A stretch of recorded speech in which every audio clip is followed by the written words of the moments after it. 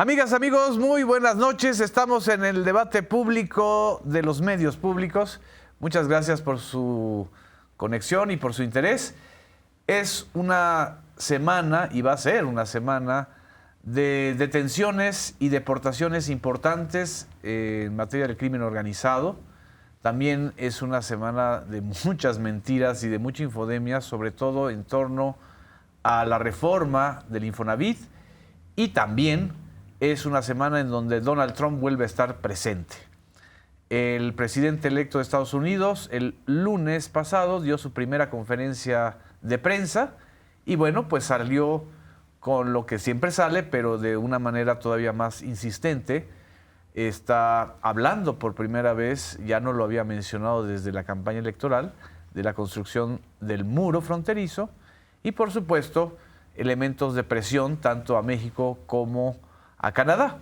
Vamos a ver un pequeño fragmento de la conferencia que dio Donald Trump el lunes 16 de diciembre y el tono en el que él está planteando la relación y el tema migratorio con México y con Canadá. We ordered an additional 200 miles of wall.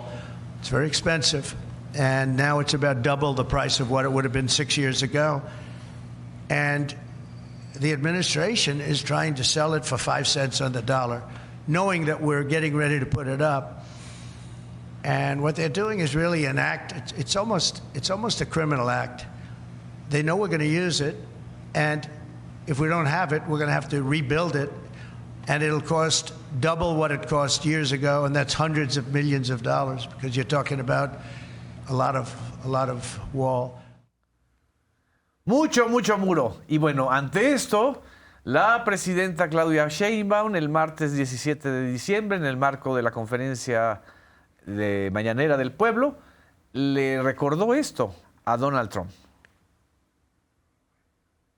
El presidente López Obrador reveló aquí mismo que en una de las llamadas que hizo con el presidente Trump en su momento, le dijo, ¿puede usted poner bardas?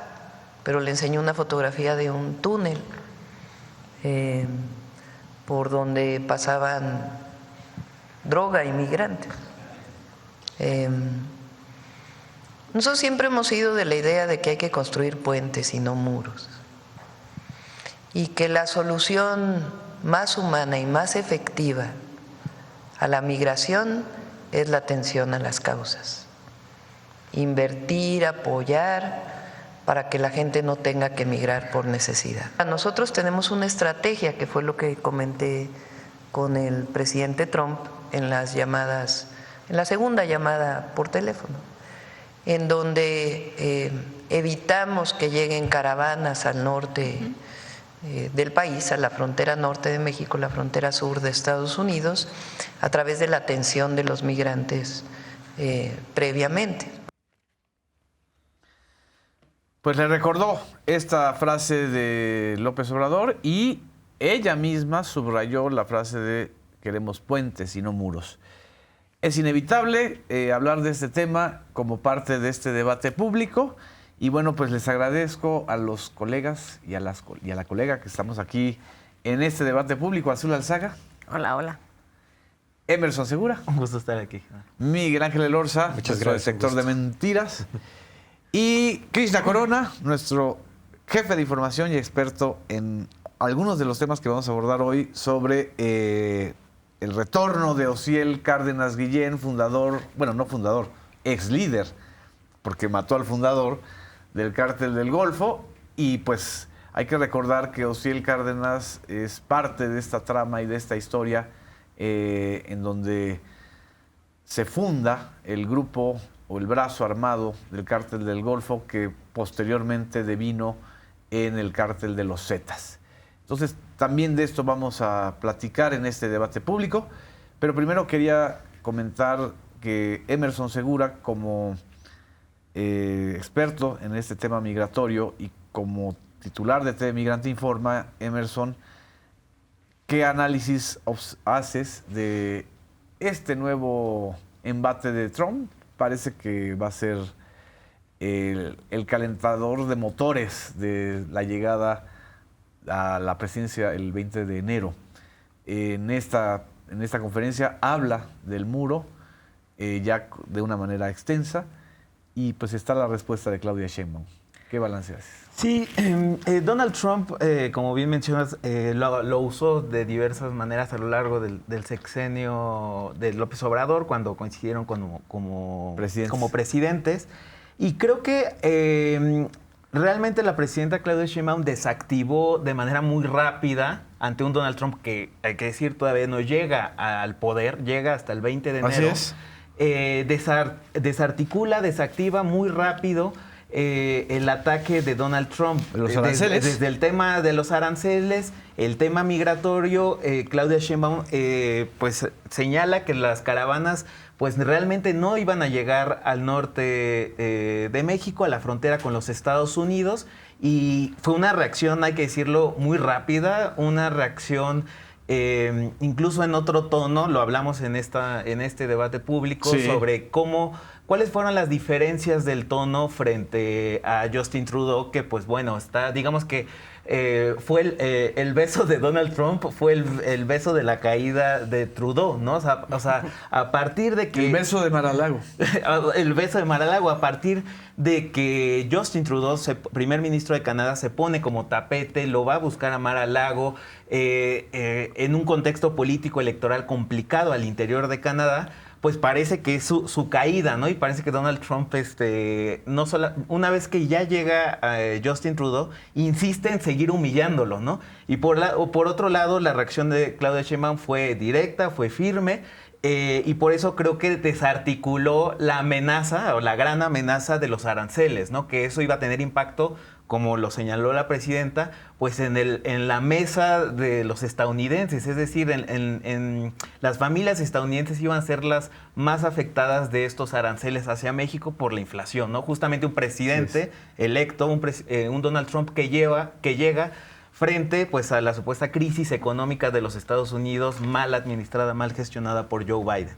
En ese sentido, creo que vuelva a ocupar el muro, creo que es un símbolo útil para Donald Trump, ¿no? Es como el muro performativo, ¿no? Lo veo así, ¿no? Un muro que es útil visualmente porque te lo puedes imaginar, porque no es un recurso nuevo, porque porque es identificable, ¿no? O sea, creo que Donald Trump echa mano de eso, dice 200, veíamos en el Byte, señalaba 200 millas de muro, que son poco más de 300 kilómetros para una frontera de 3.200. ¿no? 3.200 kilómetros, pues realmente es nada.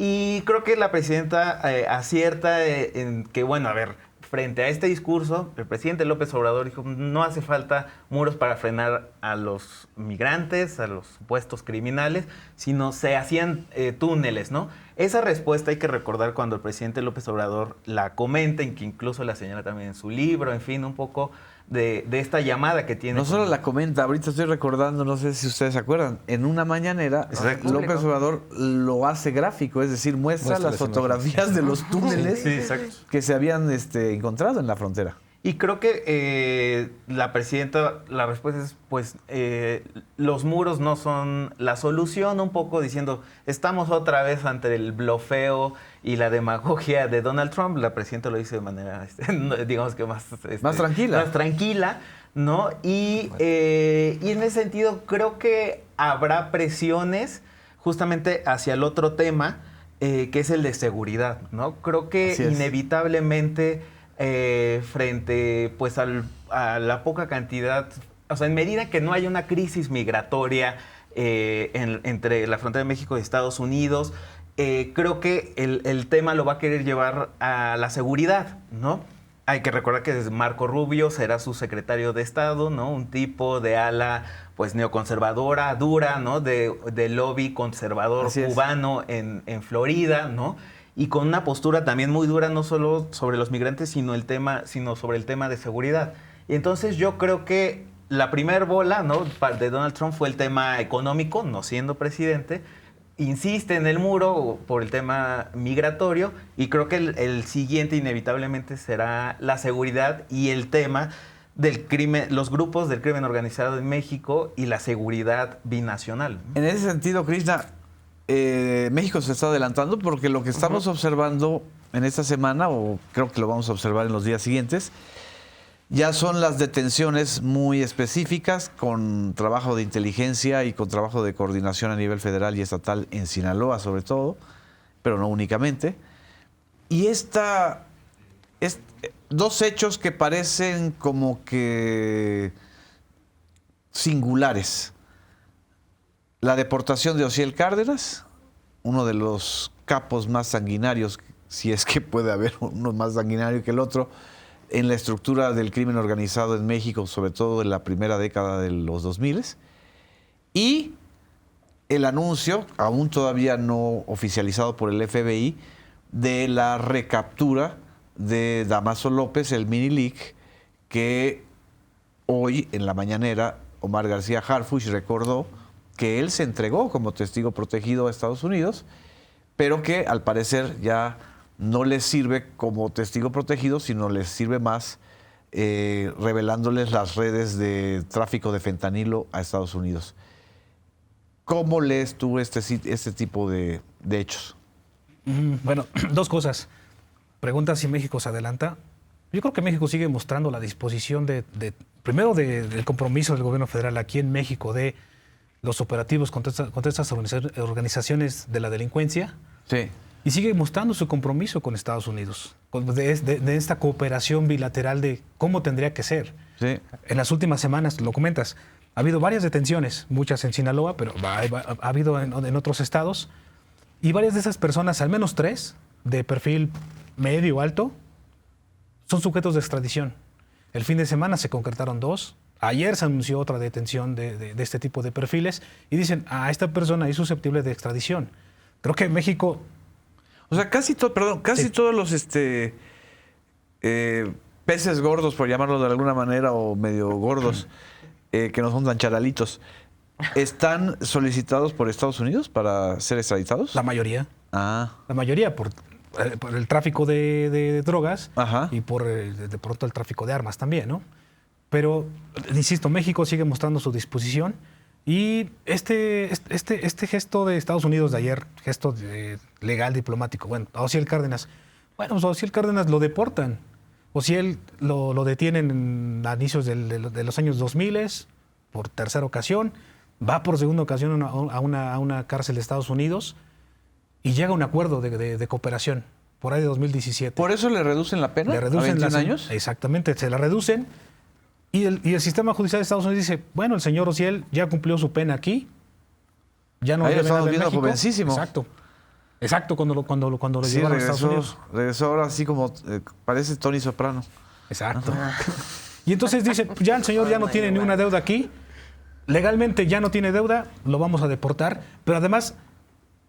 judicialmente, no sé qué tanto los gringos, los estadounidenses, le podían haber sacado más a Osiel. Sí. Le sacaron toda la información, como suelen hacerlo, le sacaron todo lo que pudieron sacarle. Y yo creo que es algo característico de Estados Unidos. Cuando ya no le sirves, pues te desecha. Así es. Entonces- ¿Cómo le hicieron a Genaro García Luna? Igual. Y ahora lo de Mini-Leak. Sí. Ya después vemos un poquito los perfiles si queremos. Pero igual Damaso. Pues él fue uno de los principales. Él se entrega en Calexico, me parece, en 2017. Y se entrega diciendo, es que me entrego porque temo por mi vida. Fue uno de los primeros rompimientos en el cártel de Sinaloa. Y él dice, me estoy entregando porque los hijos de Joaquín Guzmán Loera me quieren matar, porque ya soy un riesgo para ellos. Entonces se entrega, se convierte en testigo colaborador y también empieza a entregar la información que él tenía, porque su papá, no hay que olvidar, su papá era uno de los socios principales de Joaquín Guzmán, junto con el Mayo y algunos otros. O sea, Hay que recordar, a ver si es cierto, que el Leak, o sea, el licenciado, el papá de Damaso, fue uno de los estrategas más importantes durante el largo periodo de reclusión del Chapo. Así Es el es. que le ayuda, de hecho, a la primera y segunda fuga, hasta sí. donde sabemos, ¿no? Y en la segunda, bueno, y en la primera él era el director de seguridad del penal de Del Puente Grande. penal de Puente Grande. Y en la segunda, Puerta Grande, como le dice. de Puerta Grande. Y en la segunda, de acuerdo con las investigaciones, él, un hermano de Emma Coronel y evidentemente los chapitos se supone que orquestan esta fuga hollywoodesca del altiplano. Exacto. Pero a lo que iba es, Minelik es un perfil que tenía acceso a información del cártel de Sinaloa, acceso a información de alto valor. Exacto. ¿Por qué? Porque su papá estaba ahí y él estaba muy pegado a su papá. Ahora, de estas cosas que suelen hacer en estas organizaciones, pues él es ahijado de Joaquín Guzmán, ahijado del Chapo. Y lo que se cuenta mucho es que él era uno de los principales amigos en los negocios, amigos fuera de los negocios, amigos de farra, del hijo mayor del Iván Chapo Guzmán. Archibaldo. No, de Edgar. Ah, de Edgar. Que es el que asesinan hace unos años. Ajá. Asesinan 8 o 9 de mayo.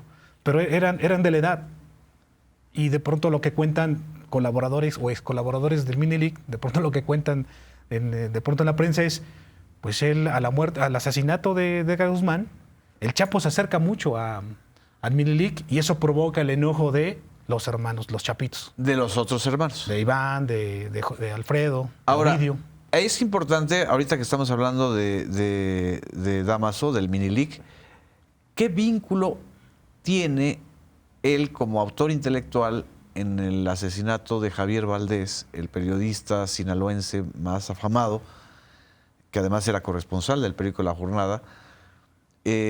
¿Por qué se le atribuye a él la muerte? ¿Y por qué o sea, qué tenía que ver Javier Valdés, a final de cuentas, en esta disputa entre los hijos del Chapo y el Minelik? Las investigaciones hablan de que a Javier lo asesinan por su actividad periodística. Ajá. Eso es lo que dice la investigación. Dayan tampoco abordaron más al detalle. No está claro. Pero que sí, y lo que se cuenta con algunos colegas de Culiacán es, pues, publicó algunas cosas que a este señor Minelik no le gustaron. ¿Ok? No le gustaron en Río 12 Así es. y lo manda a asesinar. En 2017 también. 2017, que coincide con la fecha en la que él se entrega Poquito después se entrega. a Estados Unidos, ¿no? Al FBI. Ajá, así es. Entonces, México, a final de cuentas, no solamente se está adelantando, sino simple y sencillamente está demostrándole a Estados Unidos y al futuro gobierno de Donald Trump que sí tiene una estrategia de detención de capos o de agentes violentos, ¿no? Así es. Cosa que no estamos viendo en Estados Unidos. Y de la disminución de la violencia también, ¿no? Justo O eso, sea, justo eso, porque estos operativos que ha habido de este gobierno tienen 2 meses y medio. ¿Y qué sí ha habido? Ha habido infinidad de operativos y coordinados a nivel regional, a nivel nacional. Así es. Estamos viendo el Enjambre, Atarraya, todos esos operativos. Esto de Chiapas ahorita. Todos operativos en Chiapas, la detención de 92 policías. policías estatales, Comitán. municipales, de ahí, ¿no? O sea, si es una estrategia no solamente de combatir a las organizaciones del crimen organizado desde las cabezas, sino estrategias de seguridad pública de a pie, de pacificación. Sí. El día de hoy... Y de combate a la impunidad. Exacto. Azul, el día de hoy, la propia presidenta, en el marco del informe de los avances de seguridad pública, suelta una estrategia muy importante que es la del desarme, ¿no? La de aplicar, junto con la estrategia de paz entre los servidores de la nación en varias comunidades, esta posibilidad de que delincuentes entreguen sus armas en las parroquias a cambio de simple y sencillamente abandonar la actividad criminal y sin perseguirlos o sin hacerles ningún juicio. Me suena mucho a cosas que sucedieron en Colombia. Es decir, a una serie de medidas que también se usaron en Colombia y además no sé, en política a veces las coincidencias no son eso, sino más bien son consecuencias. Que lo anuncie hoy martes 17 de diciembre, después de su encuentro con Gustavo Petro. ¿Le ves por ahí alguna relación o simple y sencillamente es parte de toda una estrategia más amplia? Yo creo que es parte de una estrategia más amplia que además ya fue piloteada en la Ciudad de México. Exacto. Este programa de entrega de armas en las parroquias, en algunos momentos a cambio de juguetes, a cambio de dinero o sencillamente poniendo sobre la mesa no te vamos a perseguir. Bueno, de lo que habla es de una especie de como de pacto del gobierno con una sociedad que ha sido rehén de toda una circunstancia de violencia, ¿no? Entonces, En la Ciudad de México, bueno, avanzó, funcionó muy bien, se entregaron un montón de armas que luego fueron destruidas. Pero creo que no se puede ver de manera fragmentaria, ni esta ni la parte policíaca, que si bien yo creo que efectivamente se le está mandando un mensaje a Estados Unidos de mira lo que pasa. O sea, primero mira cómo sí me estoy haciendo cargo y luego mira lo que pasa si tú y yo nos coordinamos, ¿no? O sea, tú puedes salir ganando, igual que en el aspecto económico, igual que en el aspecto de los migrantes. Aquí también, lejos de o en contraposición a lo muy desafortunado que pasó en Sinaloa, donde tú entras, no te coordinas conmigo y mira ahora cómo dejaste a mi estado, lo que puede pasar es que de manera coordinada podamos obtener beneficios de un lado y del otro de la frontera. Más allá de eso, creo que, digamos, este gran mensaje que sí se manda a quienes ven el asunto de la seguridad o de la pacificación o de la violencia como un aspecto meramente policíaco, creo que lo que se está echando a andar es toda una política integral donde, además de lo de la entrega de las armas, entra pues toda una recuperación de lo que es la labor del Estado en su responsabilidad frente a la gente. Es, creo que más fácil ponerlo si lo vemos a contrapelo de lo que fue el modelo neoliberal. Un modelo neoliberal en donde desmanteló todas estas responsabilidades del Estado, hablando de la gente, ¿no? La salud, la educación, la economía de las personas, dejándolas a merced justamente de unas economías alternativas que funcionaban a través de lo criminal y que fueron creciendo a lo largo y ancho del país. Y que luego, entonces, por eso digo que en el modelo neoliberal parecía que la función del Estado era meramente pues entrar con los policías para tratar de que no se descontrolara lo que estaba fuera de control, porque socialmente había despojo, había abandono. Entonces, lo que se está haciendo ahora es justamente lo contrario, recuperar todas esas funciones del Estado con las personas en el centro, ¿no? A través de todo un nuevo andamiaje normativo, porque además esa normatividad en un momento también sirvió para facilitar ese despojo y ahora se está regresando a una normatividad que lo que haga es darle, digamos, blindaje al Estado para que pueda operar de cara a la gente. Y por otro lado, con una serie de políticas que recuperan la salud, la educación como un derecho, los espacios públicos. Es decir, a lo que voy un poco es que la presencia del Estado no se da nada más de manera policial. También se da de manera policial, pero no nada más. Esto es una cosa mucho más amplia. Emerson. Yo un poco solo quería comentar, o sea, recuperando lo que señalabas de Colombia y que Petro, o sea, a raíz de la visita a la presidenta, yo creo que sí no es casual, no solo el planteamiento de la estrategia de la entrega de armas, sino justo en TV Migrante hablamos con una historiadora colombiana que nos hablábamos sobre el avance de la ultraderecha en Colombia y nos hacía un análisis sobre cómo en Colombia se conjuga el Estado, las guerrillas, el narcotráfico y el poder militar, ¿no? Y cómo ese engranaje en Colombia pues era, digamos, donde el Estado y el narcotráfico eran lo mismo, ¿no? Exacto.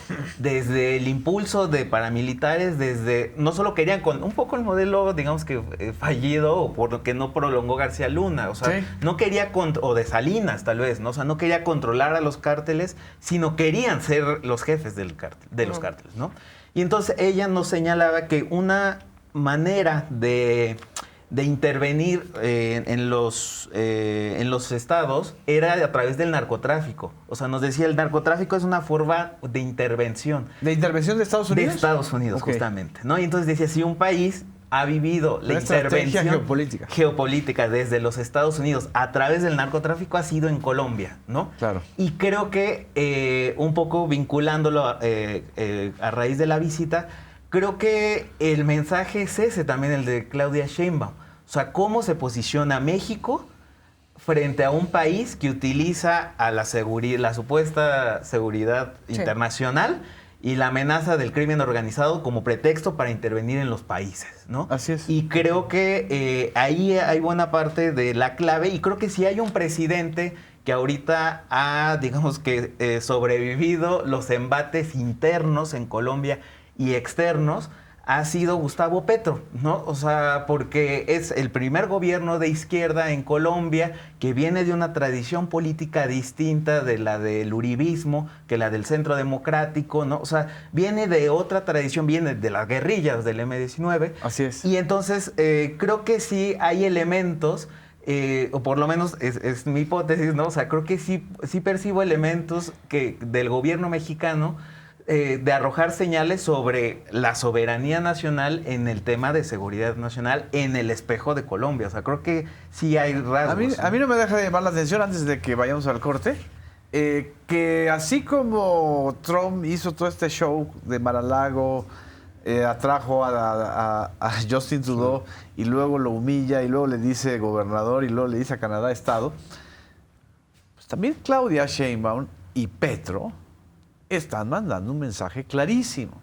Es decir, los dos principales países que han vivido las consecuencias de una guerra fallida de narcotráfico y de una estrategia fallida de enviar agentes especiales para vincular al narco con el terrorismo y combatirlo en territorio, se unen y se reúnen.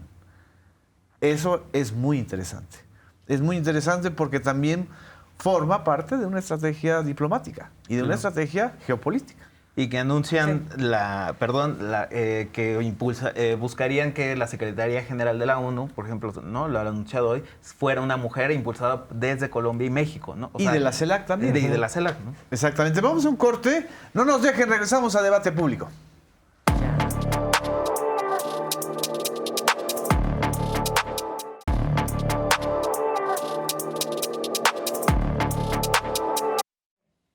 Regresamos a Debate Público. En esta primera parte hicimos pues un análisis y recuento de hechos y de dichos que tienen que ver con esta relación que va a ser muy tirante, muy desafiante también de México frente a Estados Unidos con la presidencia de Donald Trump, pero también muy eficaz en la respuesta de la presidenta mexicana Claudia Sheinbaum frente a esta estrategia que ya la conocíamos, o sea, ya la habíamos vivido antes era una tragedia, ¿no? Era algo casi pesadillesco, ¿no? Ahora pues parece ser que Donald Trump llega muy fuerte políticamente, llega también con mayor experiencia, pero también ya es conocido en sus tácticas y estrategias. Otro de los temas que esta semana ocupan un interés especial fue y es la reforma al Infonavit, una reforma jurídica que se aprobó a finales de la semana pasada y que ha generado una reacción brutal de infodemia, de mentiras, de tergiversaciones y de miedo. Y de miedo justo otra vez con la misma sector de la prensa opositora y crítica y con los partidos de oposición. Nuestros compañeros de Infodemia hicieron este video que vamos a ver, que es una síntesis de las principales mentiras que se han dicho en torno a la reforma al Infonavit. ¡Que no te cuenten! Legisladores de oposición y comentaristas aseguran falsamente que el gobierno que encabeza la presidenta Claudia Sheinbaum tomó por asalto al Infonavit y pondrá en riesgo los ahorros de los trabajadores. El gobierno de México dispondrá de la cuenta personal de vivienda de los trabajadores. ¡Que no te cuenten! El Infonavit es un organismo de servicio social que administra el Fondo de Vivienda de los Trabajadores de México y es facultad de su Consejo de Administración, compuesto de manera tripartita por representantes de los trabajadores, de los empleadores y del Gobierno de México, decidir sobre las inversiones que realice el instituto y los financiamientos que obtenga. Esta facultad no es nueva, ni se le dio al Infonavit a partir de la reforma recientemente aprobada. Además, el texto de la reforma especifica que en ningún momento implicará el destino de recursos del fondo en beneficio de personas que no sean derechohabientes. El gobierno de México tomó por asalto al Infonavit. ¡Que no te cuenten! La reforma mantiene la composición de la Asamblea General y al Consejo Administrativo del Infonavit. Solamente reduce el número de integrantes de estos órganos, conservando la integración tripartita y la representación paritaria. La reforma no otorga nuevas facultades del Gobierno de México sobre el Infonavit. La empresa filial del Infonavit construirá 1 millón de viviendas. ¡Que no te cuenten! El programa de vivienda y regularización del Gobierno de México contempla la construcción de 1 millón de viviendas a lo largo de la administración de la presidenta Claudia Sheinbaum, de las cuales 500,000 serán construidos por el Infonavit a través de una empresa filial y las otras 500,000 por la Comisión Nacional de Vivienda. La Secretaría de Hacienda no garantizará los recursos del Fondo de Vivienda del Infonavit. ¡Que no te cuenten! Es el Infonavit quien administra el Fondo de Vivienda de los Trabajadores de México, no la Secretaría de Hacienda, y es independiente al presupuesto de egresos de la Federación elaborado por la Secretaría de Hacienda. Además, el programa de vivienda y regularización con el que se construirán 1 millón de viviendas implicará la inversión federal de 600,000 millones de pesos. ¡Que no te cuenten!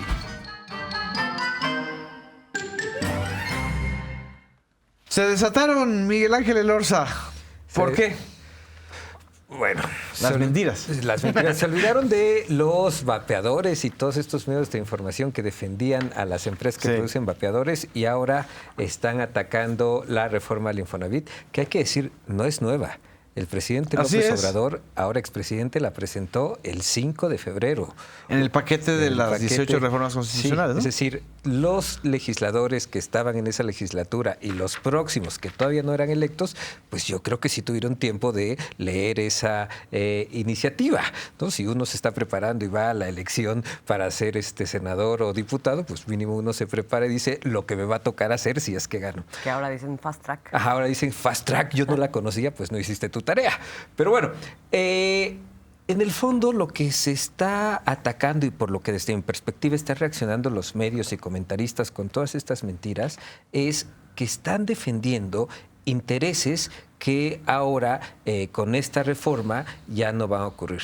Y sobre todo a las empresas constructoras que antes se beneficiaban con la construcción de casitas muy pequeñas para los beneficiarios de Infonavit. ¿Y cómo era el proceso? Los trabajadores juntaban sus semanas, cotizaban, pedían un crédito al Infonavit, el Infonavit les daba unos créditos, hay que decirlo en ese entonces, unos créditos de miseria con intereses altos que ahora hemos visto. Lo dijeron en el sondeo de punto de referencia. Son impagables, los trabajadores pagaban y en lugar de reducir el crédito aumentaba por dos motivos, los intereses y porque estos se tasaban en UMAS. Entonces, no, tú pagabas pesos, pero cotizabas UMAS. Pero el gobierno de México entregaba subsidios no a los trabajadores, sino a las empresas constructoras. ¿Qué se va a hacer ahora? El Infonavit va a construir 500,000 casas, la Comisión Nacional de Vivienda va a construir otras 500,000 casas, y aquí yo preguntaría, ¿a quién le molesta que los trabajadores puedan tener acceso a vivienda digna?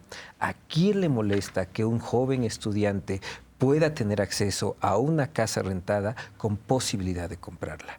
Pues solo le molesta a aquellas y aquellos que hacían negocio con las necesidades de las personas, las necesidades de los trabajadores y quienes no veían en la vivienda como un derecho, sino como un negocio.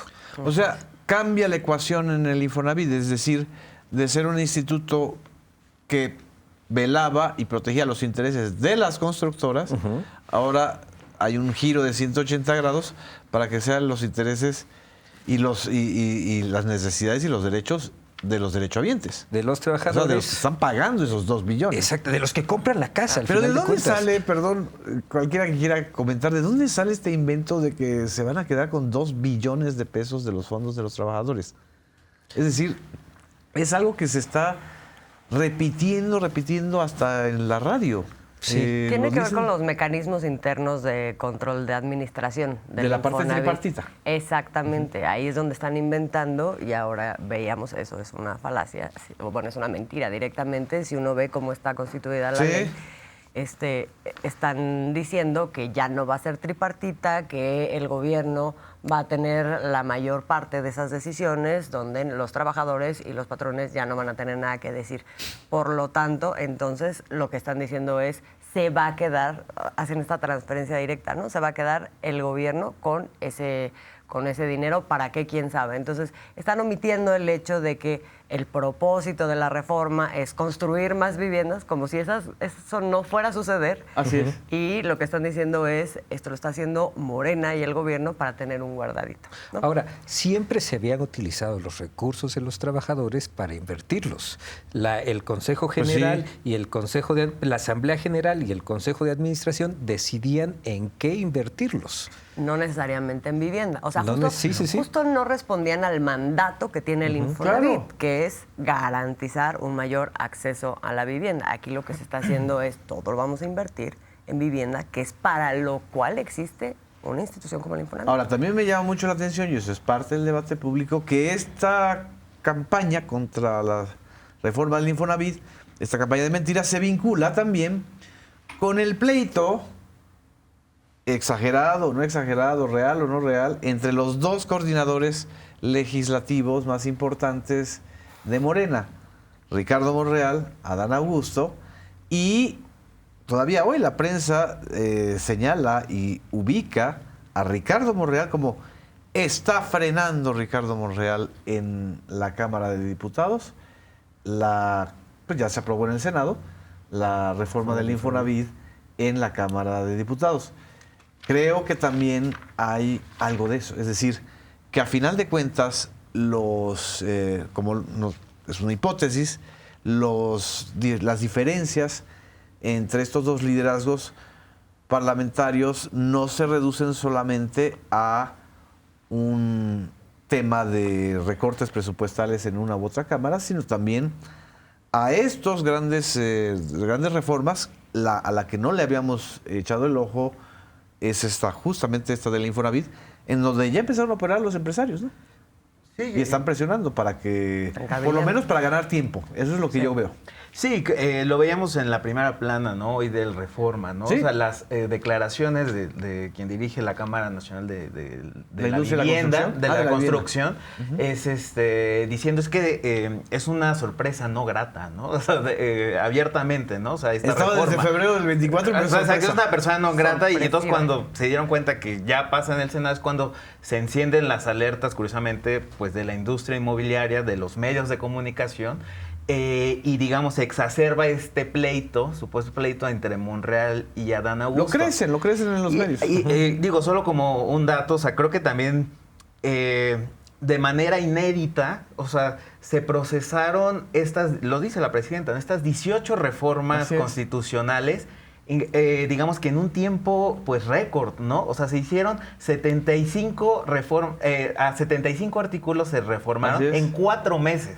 O sea, es una locura, digamos que legislativa, ¿no? Algo muy raro, dado las dinámicas legislativas, porque siempre saca las reformas en el primer periodo, en los primeros 3 años, como le pasó a mismo Peña Nieto, pero ahora fue algo distinto porque fue el último, ni siquiera año, o sea, los últimos meses de López Obrador. Exacto. Con el inicio del primer mes, los primeros 2 meses, ahorita ya cumpliéndose, de Claudia Sheinbaum. O sea, es también una manera distinta de entender las presiones al momento por parte del cabildeo, por parte de los empresarios, por parte de la industria inmobiliaria.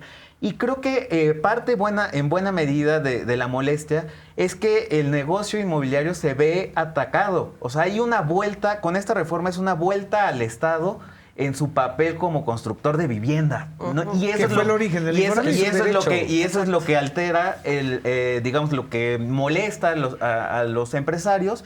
Y pues hay que recordar, o sea, el Infonavit se crea en el 72, o sea, en sexenio de Luis Echeverría. Su primer titular fue Silva Gerso. Y en los primeros años, o sea, del 72 al 79, el papel constructor del Estado, digamos que fue preponderante. O sea, digamos que esa era la idea de un Estado que pudiera construir vivienda, ¿no? Y justamente eso coincide ni siquiera solo en México, sino fue algo a nivel global. Las políticas de vivienda a nivel global en Reino Unido, en Estados Unidos, pues tendió a que el Estado hiciera menos y se delegara justamente a licitación o a promoción de, digamos, con las constructoras. Es decir, estamos hablando del periodo neoliberal de los 80s a los 90, y obviamente para los 90 pues veíamos, y los últimos años pues veíamos una vivienda precarizada con créditos impagables. Por eso también la medida del congelamiento de créditos. Sí. Y bueno, no hay que olvidar, en los 90 pues también el Infonavit, en una lógica política priista, pues era usado como era como una especie de Secretaría de Desarrollo Social. O sea, ahí se construían también candidaturas presidenciales. O sea, Emilio Gamboa Patrón fue titular del Infonavit. El mismo José Francisco Ruiz Massieu fue titular del Infonavit. Lo fue también Luis Donaldo Colosio. Allá en el 93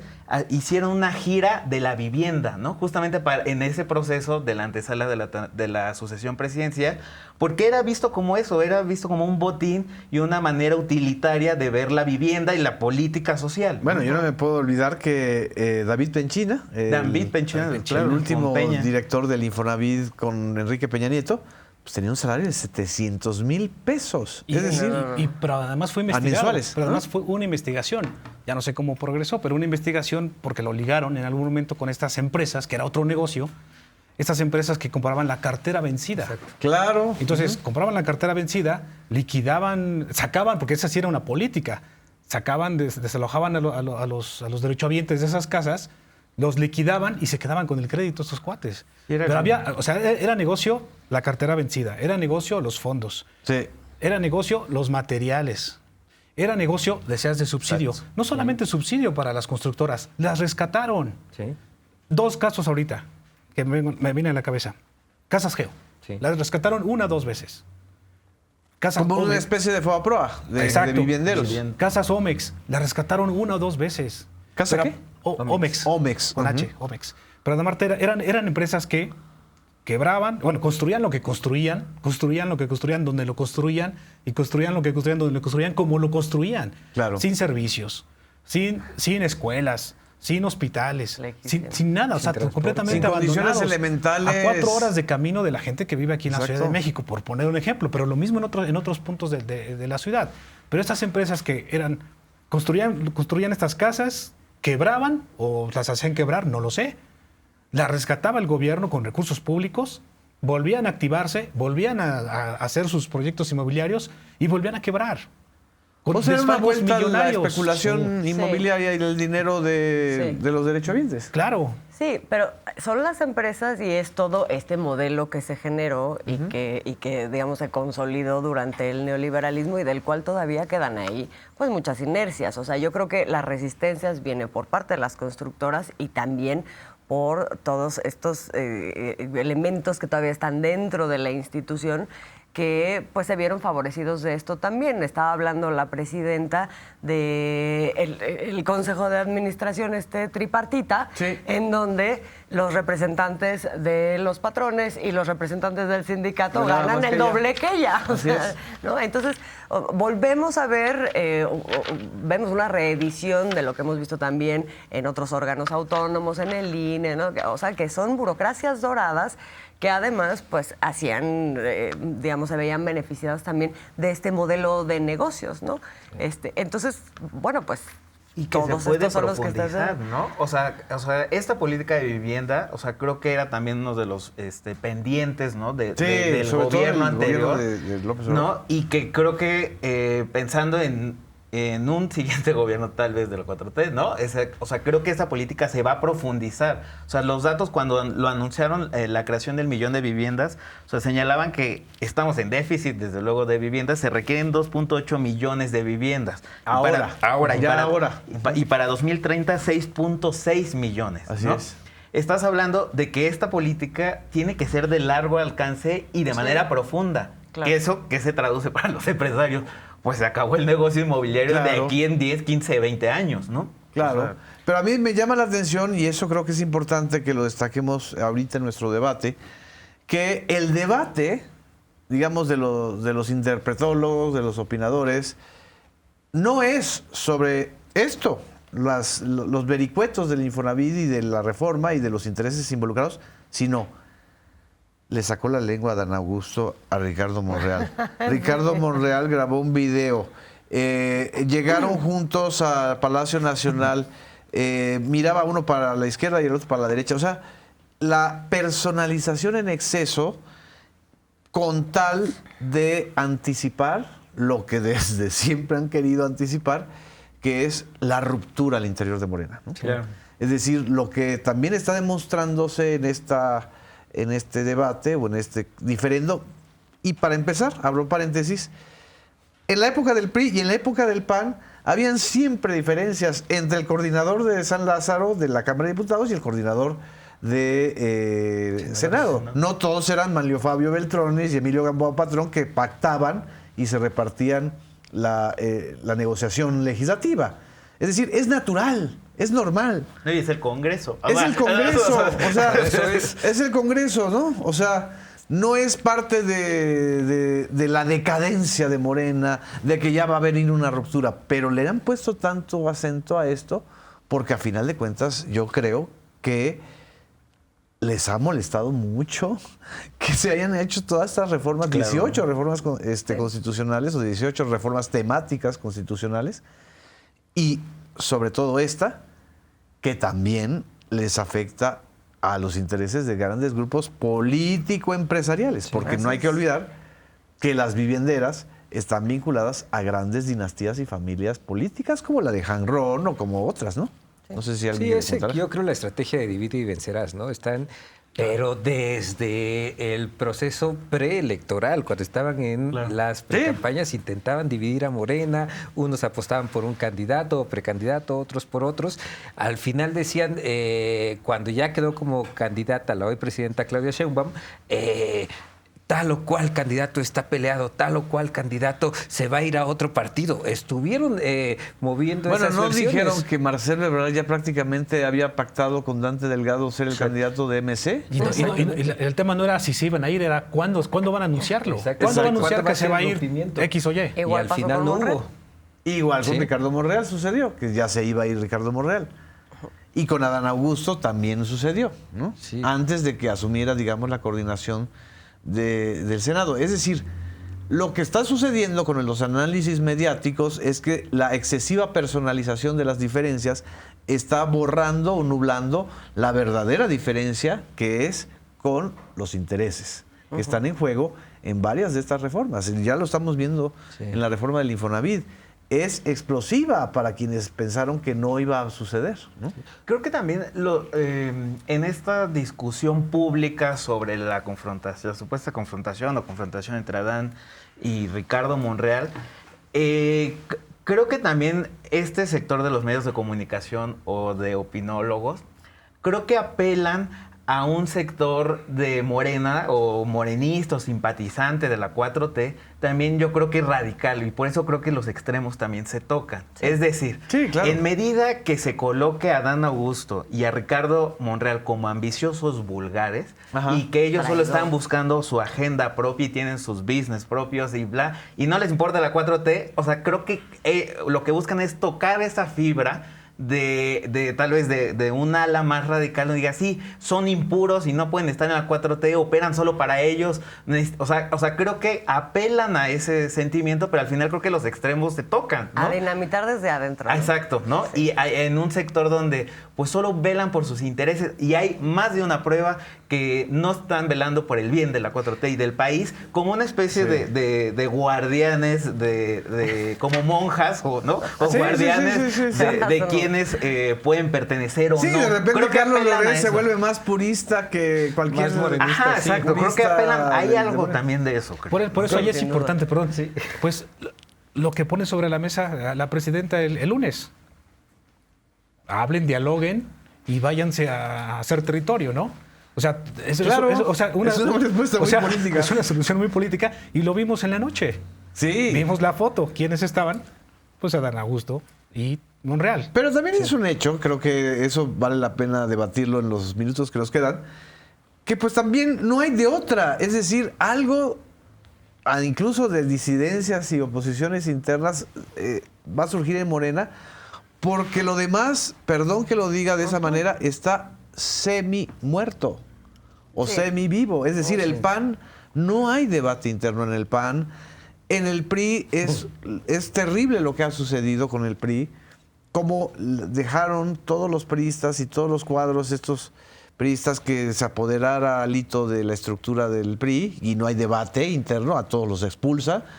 Y bueno, estas iniciativas nuevas de crear un partido republicano, que son verdaderas ocurrencias, pues no tienen, es decir, no tiene tema la derecha mediática para poder hablar de la derecha política, porque está desarticulada, ¿no? Es que justo se acabó el debate. Dentro del PAN y dentro del PRI se acabó el debate. Sí. O sea, el PAN están peleados, no están debatiendo, están peleados. No. Y en el PRI, pues a quien dice otra cosa distinto a Alito, pues lo borran. Sí, Y se acabó el debate, pero no se acabaron los intereses a los que están alineados. no. Yo por eso sí creo que, si bien creo que hay una parte de razón en lo que dice Emerson, creo que fundamentalmente lo que se está haciendo es tratar de cambiar el foco de la discusión para que no hablemos justamente de esos intereses, ¿no? Y tu izquierda también habla de lo impuros que son. O sea, nosotros vamos a hablar de eso, solo vamos a hablar de eso, pero tú también, ¿por qué no hablas de eso? ¿Por qué no eres crítico? ¿No? O sea, para que entonces no se hable de lo otro y perdemos entonces el bosque, ¿no? Sí. O sea, eso también ocurre, eso es interesante de observar, después de que hay un cierre de filas de la oposición y de los grupos de Morena en torno a la posición de México frente a Donald Trump. Sí. Esto ocurrió el lunes de la semana pasada o martes de la semana pasada, no sé si estoy mal. Hubo una reunión de Rosa Isela, la secretaria de Gobernación, con coordinadores parlamentarios de la oposición y de Morena, y salió ese acuerdo. Y es más, recuerdo el propio Marco Cortés avalando esa posición. Y de repente viene esas intrigas o estas ganas de amarrar navajas entre Ricardo Monreal y Adán Augusto, ¿no? Sí.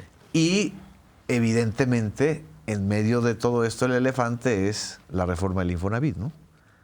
Y bueno, y creo que lo que está en la mesa, o sea, frente a la oposición, pues creo que se exacerban estas diferencias en los medios, porque realmente la oposición está inhabilitada, o sea, está imposibilitada, o sea, habla de una impotencia, ¿no? O sea, y entonces pues lo que me queda es que se peleen los coordinadores, ¿no? Porque no tengo los votos, pasaron, ¿cuántas? 18 reformas en meses, o sea, están fuera de la discusión, ¿no? O sea, sería bueno que les pregunten a la oposición, ¿no? ¿Cuál es su gallo, su candidato, si Monreal o Adán, ¿no? O sea, pero es que se volvieron también ellos mismos comentaristas. Hay plataformas digitales como Atypical, en donde tú ya ves a Xóchitl Gálvez comentar con López Rabadán, la ex senadora López Rabadán, pues como si fueran ellos ya periodistas. Es decir, ya no están haciendo política, o creen que la política se hace a través de este tipo de golpeteos mediáticos, que por enésima vez no están leyendo bien la realidad. Sí. Es decir, la credibilidad en la sociedad no va a surgir de golpes mediáticos, va a surgir de la medida en que ellos cambien su perspectiva. Y evidentemente, si el Infonavit o la reforma del Infonavit tiene limitaciones, tiene errores, discutámoslas. Claro. Pero no en este tema de haber, ya viene la ruptura en Morena, ¿no? Oye, la ruptura, preguntémosle al millón de personas, a las cuantas familias que se van a beneficiar con esas millones de viviendas. Así es. O sea, están tan alejados que siguen hablando de ellos cápsula. Y siguen hablando de las diferencias en Morena, pero estas personas de pie, a las que accedemos a créditos hipotecarios, pues ¿qué nos importa lo que se están peleando? Lo que importa es poder acceder a una vivienda digna y asequible. Imagínate Jorge Romero criticando la política de vivienda, ¿no? Ya se nos fue el tiempo, compañeros. Lástima que todavía teníamos más para dar, pero bueno, nos vemos en el próximo debate público. Muchas gracias por su atención. Gracias.